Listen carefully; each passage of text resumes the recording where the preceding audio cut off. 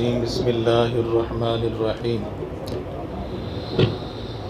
اللہ تعالیٰ فرماتے ہیں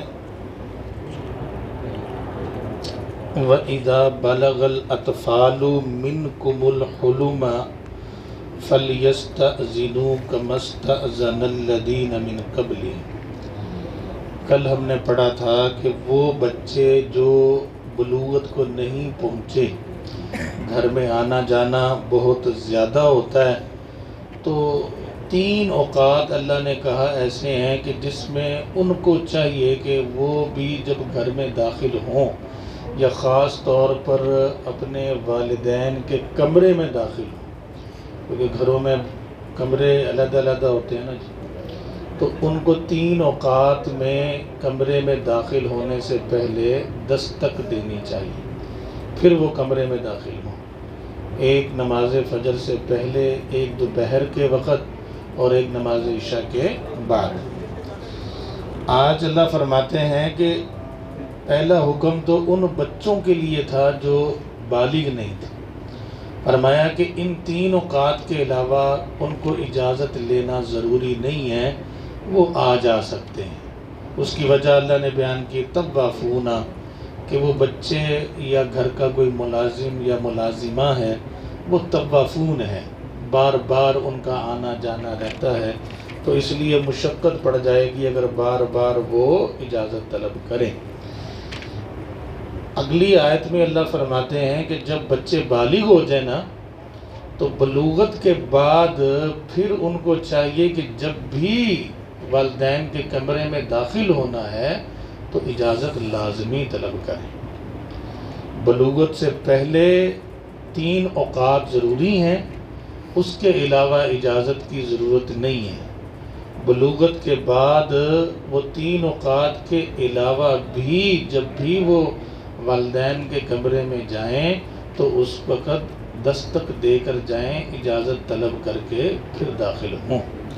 تو اللہ فرماتے ہیں وَإِذَا بَلَغَ الْأَطْفَالُ، بالغہ کا معنی ہوتا ہے پہنچنا، جب پہنچ جائیں الاطفال بچے، طفل کی جمع ہے اطفال، طفل بچے کو کہتے ہیں، اطفال بچے ہو جمع، جب بچے پہنچ جائیں منکم تمہارے، الحلم بلوغت کو، جب بچے تم میں سے بالغ ہو جائیں یا تمہارے بچے جب کیا ہو جائیں، بالغ ہو جائیں، فَلْيَسْتَأْذِنُوا، اب یہ عام حکم آ گئے، ان کو چاہیے کہ اجازت لیں، كَمَا اسْتَأْذَنَ الَّذِينَ مِنْ قَبْلِهِمْ، جیسے کہ دوسرے لوگ اجازت لیتے ہیں۔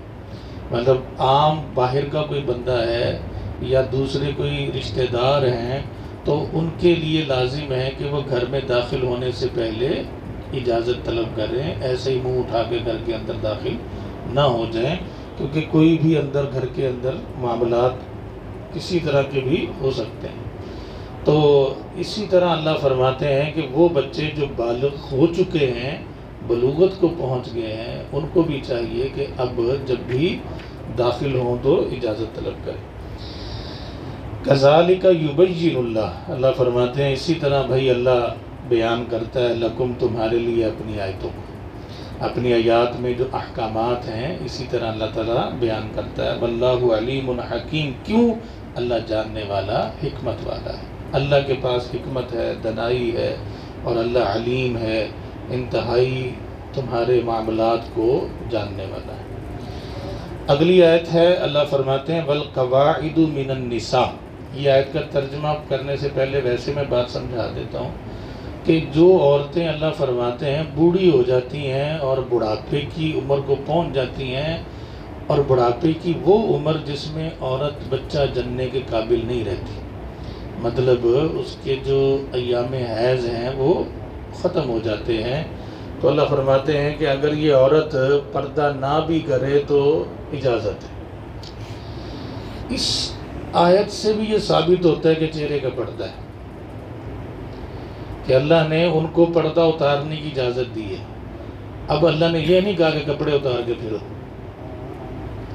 تو پردہ چہرے کا ہے تو اللہ نے ان کو اجازت دی ہے کہ اپنے پردے کو ختم کر سکتی ہیں، لیکن شرط یہ ہے کہ بڑھاپے کی عمر تک پہنچ جائیں۔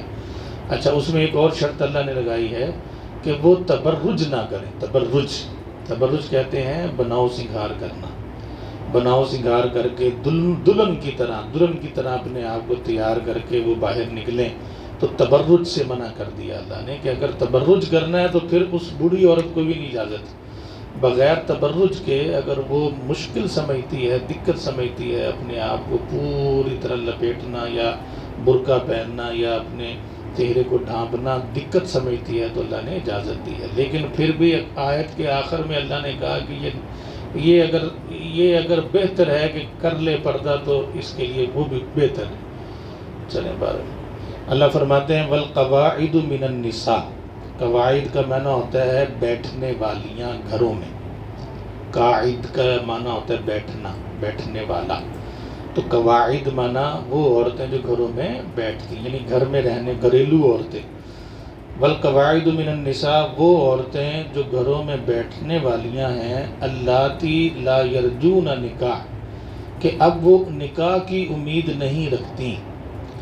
کیا مطلب ہے کہ نکاح کے قابل نہیں. نکاح کے قابل نہیں ہونے کا مطلب یہ ہے کہ ان کو اب بچہ جننے کی ان میں صلاحیت نہیں ہے. نکاح کا اصل مقصد یہ ہوتا ہے کہ مرد عورت کا ملاپ کا مقصد کیا ہے؟ اولاد کا لینا یا بچوں کا جنم. تو اللہ فرماتے ہیں اللہ تی وہ عورتیں لا یرجون نکاح جو نکاح کے قابل نہیں ہیں یا نکاح کی امید نہیں اب رکھتی. فلیس علیہن جناح اللہ فرماتے ہیں ان پر گناہ نہیں ہے. لیسا نہیں ہے علیہن ایسی عورتوں پر جناح کوئی گناہ. کس بات میں؟ ان یدعنا کہ وہ اتار دیں ثیابہن اپنی چادروں کو. یہ یہاں تک یعنی چادریں اتار سکتی ہیں، اپنا چہرہ جو ہے وہ ڈھانپا ہوا جو ہے اس کو ننگا کر سکتی ہیں. لیکن شرط یہ ہے غیر متبرجات، تبرج نہ کریں، متبرجات نہ ہوں، بزینت زینت کے ساتھ، یعنی کہ اپنی زینت کو ظاہر کرنے والی نہ ہو، بناؤ سنگھار کرنے والی نہ ہو، میک اپ کر کے باہر نکلنے والی نہ ہو، دلہن بن کے نہ نکلنے والی ہوں کہ اتنا میک اپ کیا ہوا ہے کہ وہ بوڑھی عورت بھی جوان نظر آ رہی ہے اور پھر فتنے کا شکار لوگوں کو کر رہی ہے، لوگ فتنے کا شکار ہو رہے ہیں. تو فرمایا کہ یہ کام نہیں کرنا. تو غیر متبرجات بزینت، متبرجات ظاہر کرنا زینت کو دلہنوں کی طرح. تو اللہ فرماتے ہیں غیر متبرجات ہونی چاہیے. یہاں تک یہ حکم ہے کہ چہرہ ننگا کر سکتی ہیں، لیکن ایک شرط ہے. شرط کیا ہے؟ کہ تبرج نہ کریں. اچھا آگے اللہ نے کہا وَأَن يَسْتَعْفِفْنَا اگر وہ اس سے بھی بچ جائیں، یعنی کہ پردہ اپنا برقرار رکھیں، خیر اللہن تو یہ ان کے لیے زیادہ بہتر ہے. خیر اخیر سے ہے، اخیر کا معنی بہت زیادہ بہتر ہونا. تو اللہ فرماتے ہیں کہ اگر وہ اس سے بھی بچیں تو زیادہ بہتر ہے کہ وہ مطلب جو ہے ان کے لیے. واللہ سمیع علیم اللہ سننے والا جاننے والا ہے. اگلی آیت جو ہے وہ لمبی ہے تو انشاءاللہ پھر پڑھ لیں گے اللہ کے حکم سے. تو اللہ تعالی ہمیں عمل کی توفیق عطا فرمائے. جزاک اللہ.